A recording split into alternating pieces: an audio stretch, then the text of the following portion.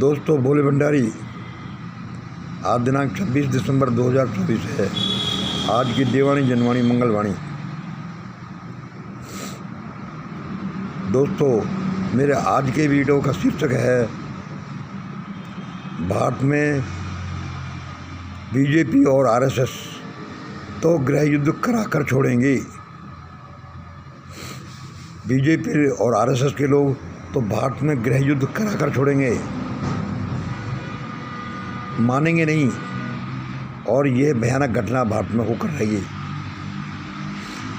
आप कहोगे भाई तुम ये कैसे कह सकते हो? मेरे पास इस बात के बड़े प्रमाण हैं कि ऐसा ही होगा। और आगे क्या है कि जब भारत में गृह युद्ध होगा तो गृह युद्ध होने के बाद गृह युद्ध में लाखों करोड़ों लोग मारे जा सकते हैं, पूरी तरह से भयानक तरीके से। और भयानक जनहानि होने के बाद ही बीजेपी आरएसएस के लोगों को, मनोवादी लोगों को थोड़ा सा होश आएगा कि भाई ऐसी सुप्रीमेसी से तो, ऐसे चतुर्वर्णी व्यवस्था को कायम रखने से तो अच्छा यही है कि क्यों न सबका विकास बराबर का किया जाए, सबको विकास के चांसेस दिए जाएं। मतलब पहली बात क्या हुई कि भारत में बीजेपी और आरएसएस के लोग गृह युद्ध कराकर मानेंगे, इसमें कोई दो राय नहीं। और दूसरा कि बीजेपी आरएसएस के लोगों को थोड़ा बहुत होश तब आएगा जब गृह युद्ध होलेगा और उसमें लाखों का करोड़ों लोग मारे जा सकते हैं, और उसमें सबसे ज़्यादा मरने वालों की संख्या एस्टिमेटेड, सबसे ज़्यादा संख्या बीजेपी आरएसएस के लोगों की होगी। बीजेपी आरएसएस के लोगों से संबंधित जातियों की होगी। यह मैं बड़े कठोर शब्द कह रहा हूँ और मुझे बड़ी हिचकिचाहट हो रही है कि मैं इनको बोलूँ कि नहीं बोलूँ। लेकिन जब परमात्मा जब सीधे मुझसे सामने आकर बताता है, मेरे ग्रेट डिवाइन मास्टर्स मुझे ये बातें बताते हैं, तो मुझे ये बात ज़रूर कहना चाहिए। और इस समय जब देश इतनी क्रिटिकल अवस्था में गुजर रहा है, मैं अब नहीं कहूँगा उन चीज़ों को जो मुझे भगवान सीधा बताता है, तो कब कहूँगा। इसलिए मैंने ये कहा है कि कितना ही समझा लो, कुछ भी हो, भारत में बीजेपी आरएसएस के लोग तो गृह युद्ध कराकर छोड़ेंगे। ये मानेंगे नहीं, ये तभी मानेंगे जब गृह युद्ध होलेगा और उसमें लाखों करोड़ों लोगों की आहुतियाँ चली जाएंगी। भाई तुम ऐसा क्यों कहते हो? मेरा कोई आधार यही नहीं है कि डिवाइन मास्टर्स मुझे बोलते हैं।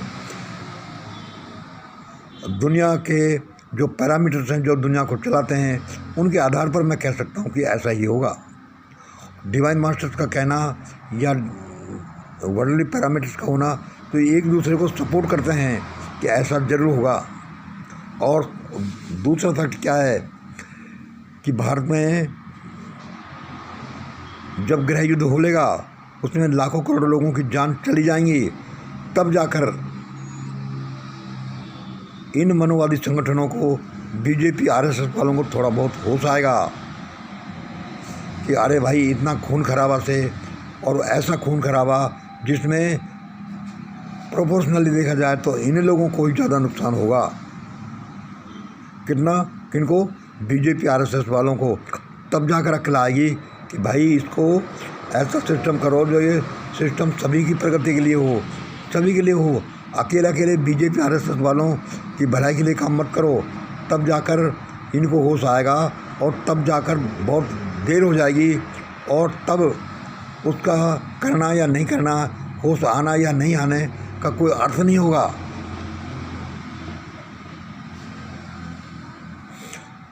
आप पूछोगे भाई आप कैसे कह सकते हो कि बीजेपी और आरएसएस वाले लोग तो गृह युद्ध कराकर मानेंगे, और उसके बाद जो गृह युद्ध होगा उसमें ज़्यादा नुकसान भी बीजेपी आरएसएस के लोगों को, बीजेपी आरएसएस की जातियों को ही होगा।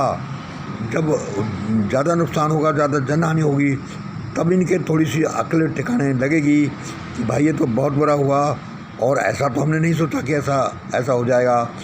तब जाकर ये लोग सही रास्ते पर आएंगे।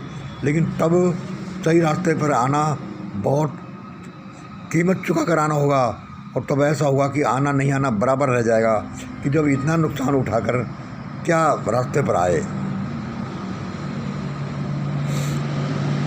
मैं ये कठोर शब्द क्यों बोल रहा हूँ? क्योंकि एक तो मुझे डेफिनेट मालूम है, मुझे मेरे डिवाइन मास्टर्स बताते हैं, जो परमात्मा मेरे सामने प्रत्यक्ष रूप से आकर खड़ा होता है वे बताते हैं, तो मैं ऐसा कहने की हिम्मत करता हूँ। क्यों? कि जब उन्होंने मेरे पर इतनी मेहरबानी की है तो मैं ये क्यों नहीं कहूँ। भारत के सारे लोग हमारे एक परिवार के सदस्य हैं, सारा एक देश है, तो मैं तो देश की भलाई के लिए काम करूँगा। मुझे ये अवश्य कहना चाहिए, और मैं आज नहीं कहूँगा इस बात को तो कब कहूँगा कि ये लोग तो ऐसा करेंगे और उस गृह युद्ध में सबसे ज़्यादा नुकसान इन्हीं को होगा। अब हम दो चीज़ों का विश्लेषण करते हैं, क्या कि भाई बीजेपी आरएसएस के लोग गृह युद्ध क्यों कराएंगे, इनको इसमें क्या फ़ायदा है। दूसरे, जो गृह युद्ध होगा तो उसमें सबसे ज़्यादा जनहानि, मतलब प्रोपोर्शन ह्यूमन लॉस, ध्यान रखें, प्रोपोर्शनल ह्यूमन लॉस इन्हीं को होगा। देख लीजिए आप, इन्हीं की जातियों को होगा। तब जाकर इनकी अक्ल ठिकाने आएगी। लेकिन तब अक्ल ठिकाने आने से कोई अनर्थ नहीं रहेगा, तो उसका कोई अर्थ ही नहीं रहेगा कि का वर्षा जब कृषि सुखा दें, जब खेती बाड़ी सूख गई तो अब वर्षा होने से क्या फ़ायदा है। उस समय अक्ल ठिकाने आने से कोई फ़ायदा नहीं रहेगा। लेकिन भारत में होगा ऐसा ही। मैं ऐसा किस आधार पर कह सकता हूँ? मैं कह सकता हूँ 2014 से 2024 तक की एनालिसिस के आधार पर, जो इस समय जो हुक्मरानों का शासन चला है, इसकी यदि हम विश्लेषण करें तो ऐसा ही निष्कर्ष निकलेगा। और जब से 2000 साल से 5000 साल से जब से ये वेद बने हैं, उसमें ये चतुर्वर्णीय सिद्धांत कायम किया गया है, और उसके बाद मनुस्मृति लिखी गई, उससे सबसे यही रिजल्ट निकलता है कि ये ऐसा होगा, इसे कोई नहीं रोक सकता। भाई ऐसा क्यों होगा? फिर हम इसका थोड़ा और विश्लेषण करें। क्योंकि एक तो 5000 साल जो चतुर्वर्णीय व्यवस्था थी, उसमें 15% लोगों का शासन 85% लोगों पर रहा है। उसमें 15% लोगों के पास देश की सारी धन, सत्ता, प्रभुत्व, दबंगता, सारी राजनीति, सारी जिनको ये संचालित कर रहे हैं, और 85% लोगों के हिस्से में आई है 15% धन, सत्ता, ज़मीन और कोई अच्छी चीज़ें। इसलिए यहाँ पर जो क्या है कि मानव के बीच में बहुत खाई है, और ये खाई ऐसे ही नहीं पटने वाली, ऐसे पट जाती ये खाई है जो यदि बीजेपी आरएसएस वालों में किसी भी तरह की खुद थोड़ी भी अक्ल होती तो। लेकिन इनमें तो अक्ल है ही नहीं, इसलिए सबसे ज़्यादा प्रोपोर्शन में ये लोग ही मारे जाएंगे। प्रोपोर्शन में मारे जाने का मैं कैसे कहता हूँ, मतलब कि अब सबको पता है कि बीजेपी आरएसएस की कौन कौन जातियाँ हैं, और नॉन मनुवादी ग्रुप की कौन कौन सी जातियाँ हैं। तो बीजेपी आरएसएस की जातियाँ हैं, मान लो इतने लोग हैं, तो उनमें 100 आदमियों में जितने लोग मारे जाएंगे वे बहुत ज़्यादा होंगे, बजाय उनके कि जो दब्बू लोग हैं, जो 85% लोग हैं, जो गरीब लोग हैं, जो गुलाम लोग हैं, उनमें पर 100 जो मरने का रेशा है वह इनके बनिस्बत बहुत कम होगा। देखना भाई ऐसा क्यों होगा? ऐसा मुझे मेरे देव मास्टर बताते हैं, और उनका बताना मेरी इस दुनियादारी के जो फैक्टर्स हैं, वर्ल्डली फैक्टर्स हैं, उनके आधार पर भी सत्य सिद्ध होता है।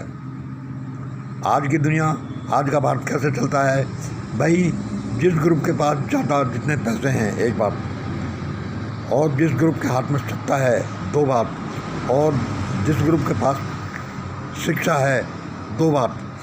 तो चूँकि ये जो 15% शासक ग्रुप है, इसके पास सत्ता, शिक्षा और धन सब इनके पास ज़्यादा है और दूसरों के पास नहीं है, इसलिए ये जीतते हैं।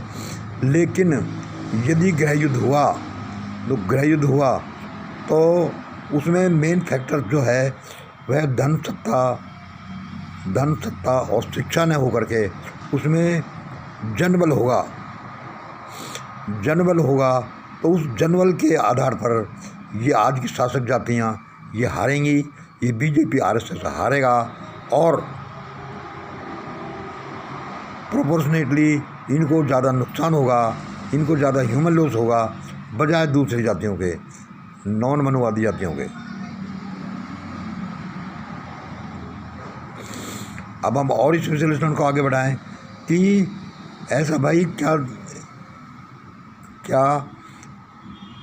गृह युद्ध, सिविल वार होगा भारत में? सिविल वार को कोई नहीं टाल सकता, क्योंकि सिविल वार को ये लोग ही टाल सकते थे। कौन? भारत के हुक्मरान जो बीजेपी आरएसएस वाले हैं, जो ब्राह्मण लॉबी है, जो ब्राह्मण बनिया एवं क्षत्रिय लॉबी है, ये लोग ही टाल सकते थे। अब इनको कोई ज़रूरत है नहीं देश में सुधार करने की। इनको तो इसी में अच्छा है कि देश में लूटपाट चलती रहे, अव्यवस्था चलती रहे और हम इनकी मनमर्जी चलती रहे, इन्हीं की सत्ता बनी रहे। तो इसलिए ये लोग तो लाइन पर आ नहीं सकते। क्यों नहीं आ सकते? क्योंकि इनका 5000 साल से इनका दिमाग बिगड़ा हुआ है, इनकी आदतें बिगड़ी हुई हैं। इसमें इनका भी क्या दोष है? जो हज़ारों साल से सत्ता का सुख भोगे तो वह इतना एकदम से सीधा या भला नहीं हो सकता कि वो अपने आप देश दुनिया की भलाई के लिए, मानवता की भलाई के लिए अपने अधिकारों को कम कर दे। इसलिए ये अपने अधिकारों को कम करने का सवाल ही नहीं है, चाहे मर जाएंगे। कहते हैं कि वह जो कहते हैं कि बढ़िया गुड़ की काकरी नहीं दे सकता, लेकिन वह पूरी भेली दे देता है। ऐसा ही यहाँ पर होने जा रहा है भारत में। इसलिए दोस्तों ये क्या हुआ कि एक नंबर फैक्टर क्या हुआ कि भारत में गृह युद्ध अवश्य होने जा रहा है और गृह युद्ध में सबसे ज़्यादा नुकसान प्रोपोर्शनेटली किसी ग्रुप के 100 लोगों में से कितने लोग मरे, ये प्रोपोर्शनेटली जो ह्यूमन लॉस होगा वह बीजेपी आरएसएस लोगों को और इनकी जातियों को ही ज़्यादा होगा। उसके बाद भारत में एक अवेकनिंग से पैदा होगी कि ये क्या हुआ, लेकिन तब अवेकनिंग का कोई अर्थ नहीं रहेगा, क्योंकि सर्वनाश तो हो चुका होगा। लाखों करोड़ लोगों की जानें तो जा चुकी होंगी।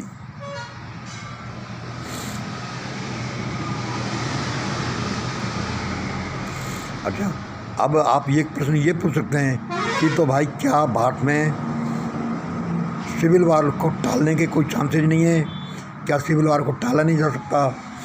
तो दोस्तों सुनो, आप ये नहीं कहें तो अच्छा है कि मैं मेरे लिए बोल रहा हूँ, मैं वही बोल रहा हूँ जो सबके लिए भला है और जो मुझे अपने ग्रेट डिवाइन मास्टर्स ने बोला है, उस परमात्मा ने सीधे खड़े होकर बोला है कि भारत में सिविल वार को टालना या फिर सबकी भलाई के लिए आगे बढ़ना, ये बस एक ही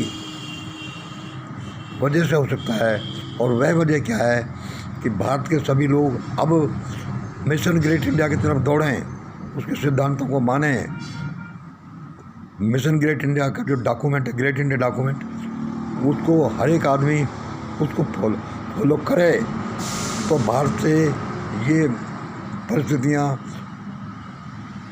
गृह युद्ध की और इतनी भयानक ह्यूमन लॉस की परिस्थितियाँ टल सकती है। और उसमें भी आप सही पूछें तो मुझे तो देव शक्तियाँ कहती हैं ये सारी परिस्थितियाँ तभी टल सकती हैं जबकि सारे भारत के लोग मिशन ग्रेट इंडिया और मिशन ग्रेट इंडिया का मेंबर इस मंगल को फॉलो करें, इसकी बातों को मानें, इसको ध्यान से सुनें और उनको फॉलो करें, तब जाकर ये गृह युद्ध की परिस्थितियाँ टल सकती हैं वरना भयानकता बहुत आएगी। और तीसरा फैक्टर क्या है, वह यह है कि जब भारत में गृह युद्ध होगा तो उस समय चीन, पाकिस्तान और मुस्लिम कंट्रीज और अमेरिका, रूस या जो भी वर्ल्ड पावर हैं, वह कोई किसी के भले नहीं है। उनको अपने देश का स्वार्थ चाहिए, दूसरों का नहीं। इसलिए वे लोग भी घात लगाए बैठे हैं कि कब कौन सा देश कमज़ोर पड़े या गलती करे और उसमें वे अपनी रोटियां सेकें। तो उस समय भारत में जब गृह युद्ध शुरू होगा तो तब यह निश्चित है कि चीन का भी भारत पर आक्रमण जरूर होगा।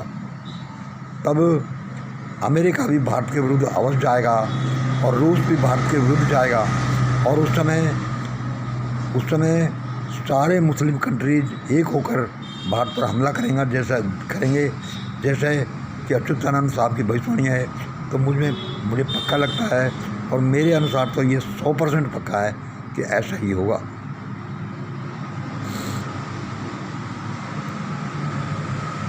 इसलिए दोस्तों, इसमें बहुत कुछ बोलना बाकी है, लेकिन इन शॉर्ट में क्या है कि जिसको अपनी जान बचानी है भारत में, जिसको यहाँ शांति के साथ रहना है, वह यह कोशिश करे कि भारत में कोई अनटूवर्ड इवेंट्स ऐसी नहीं हो, अवांछनीय घटनाएं नहीं घटें।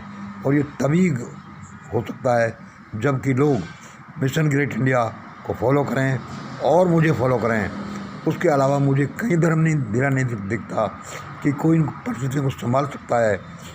आरएसएस और बीजेपी तो संभालने का नाम ही नहीं है। आरएसएस बीजेपी के साथ तो बहुत बुरा होगा। ऐसा विप्लव होगा कि आरएसएस बीजेपी के पूरी लॉबी की लॉबी खत्म हो जाएगी और संघ परिवार के साथ ऐसा ही होगा। हो सकता नहीं होगा जैसा कि गांधी नेहरू परिवार के साथ हुआ, जिसके आधे से लोग कितने भयानक तरीके से मारे गए और दूसरे लोग भी अभी किनारे पर रखे हैं कि कल को क्या हो कोई कुछ कह नहीं सकता। देश की हालत ऐसी है, कोई क्या कह सकता है।